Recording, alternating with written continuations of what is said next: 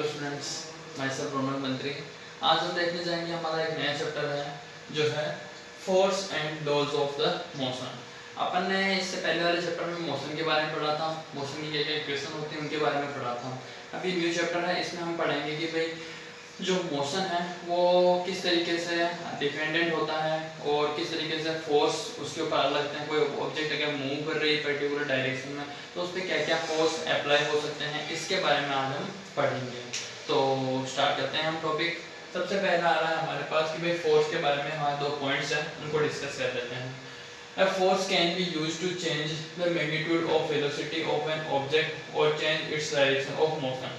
यानी कि अपन किसी ऑब्जेक्ट को, अगर जो कोई ऑब्जेक्ट है पर्टिकुलर डायरेक्शन में से मूवमेंट करती हुई आ रही है, अगर मैं चाहूँ तो फोर्स लगा करके उस ऑब्जेक्ट को क्या कर सकता हूँ, रोक सकता हूँ या उसकी डायरेक्शन को चेंज करवा सकता हूँ। किसी भी चीज़ के एग्जांपल इसको देख करके इसको समझने के लिए लिया जा सकता है। जैसे कि मान लो कोई गेंद है, उसको अपन ने क्या कर रखा है, एक डायरेक्शन में आगे भेज रहे हैं और अगर कोई आगे कोई ऑब्जेक्ट आ जाती है वो उसको फोर्स लगा करके रोक लेती है तो उसकी डायरेक्शन क्या हो जाएगी, चेंज हो जाएगी, या फिर वो ऑब्जेक्ट रुक जाएगी या फिर गेंद रुक जाएगी। तो ये तो है कि भाई फोर्स क्या कर सकता है, किसी भी ऑब्जेक्ट की वेलोसिटी या उसकी डायरेक्शन या फिर उसके डिस्प्लेसमेंट को कम या ज़्यादा या उस ऑब्जेक्ट को रोक सकता है। यही है फोर्स।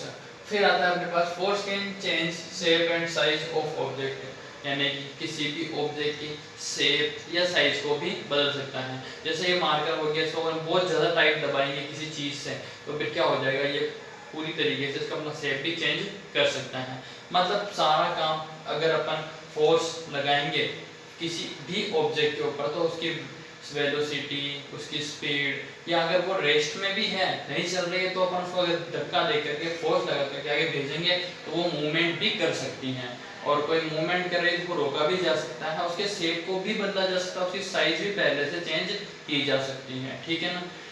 ये सारी बात हुई हमारे फोर्स की, जो फोर्स से क्या क्या किया जा सकता है। ठीक है ना। इसके बाद होता है अपने पास balanced and unbalanced force. Balance और अनबैलेंस फोर्स क्या होते हैं, ये बात।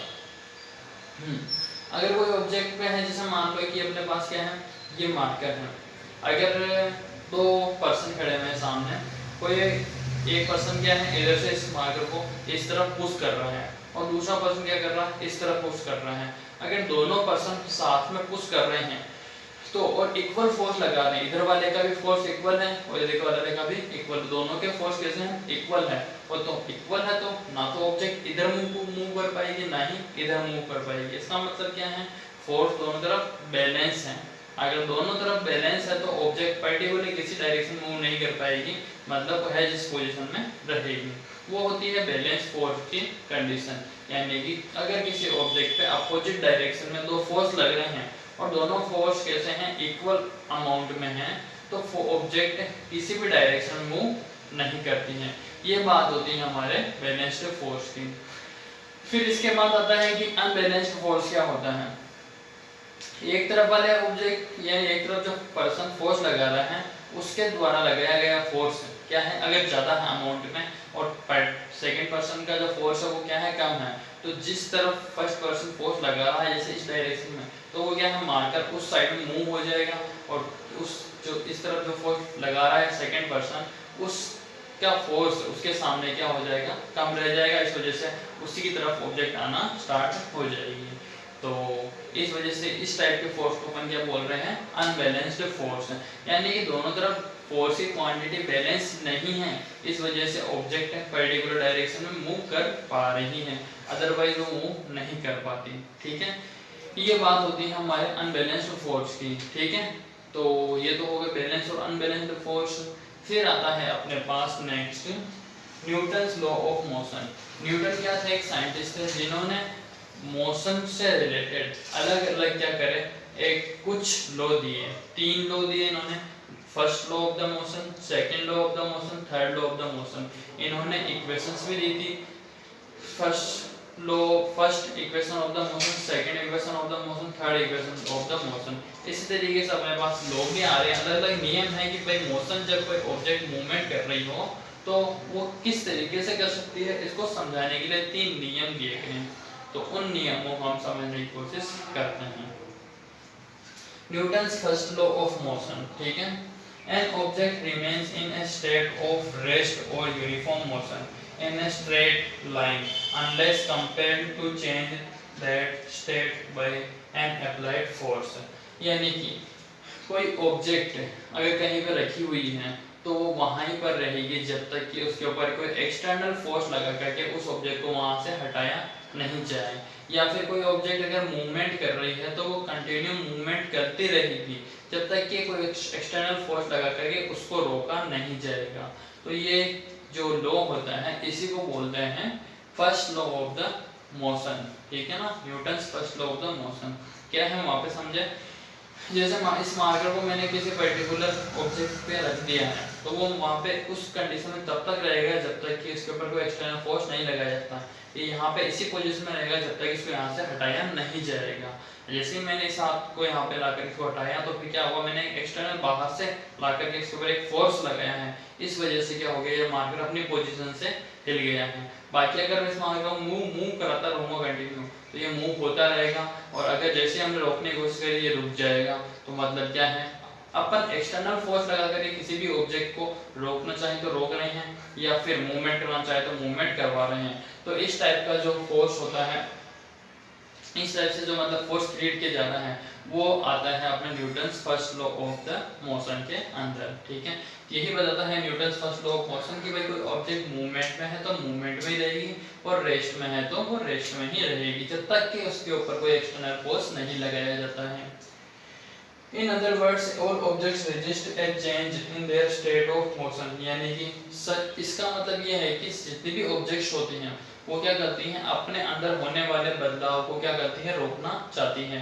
मतलब अपनी स्टेट में होने वाले बदलाव को रोकना चाहती हैं। मतलब ये है तो ये चाहती है मैं यहीं के यहीं पे रहूं जब तक कि इसके ऊपर कोई जबरदस्ती इसको यहाँ से उठा कर यहाँ से नहीं हटा, क्योंकि अपने आप कोई भी अपनी जगह चेंज नहीं करना चाहती। In a qualitative way, in the tendency of undisturbed object to stay at rest or keep the moving with same velocity is called inertia।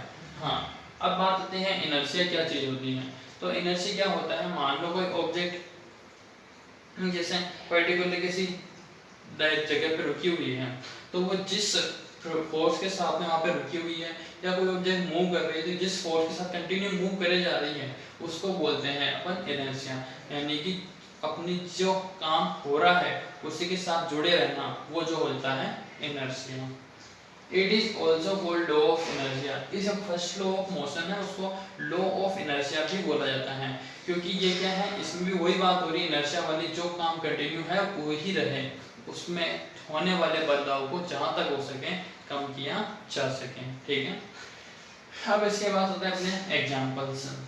Only the carrom coin at the bottom of. हाँ, तो देखिए इसको मैं समझा देता हूँ आप लोगों को। जैसे कि अपन कैरम खेलते हैं, कैरम में क्या करते हैं, अगर सारी जितने अपने पास कॉइन्स होते हैं उन कॉइन्स को ऊपर करके इस तरीके से जमा लेते हैं, और अपने पास होता है दूसरा स्ट्राइकर।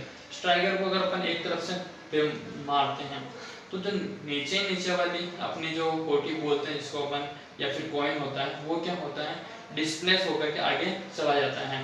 बट ऊपर वाले जो कॉइन होते हैं ऐसे के ऐसे ही नीचे आ जाते हैं।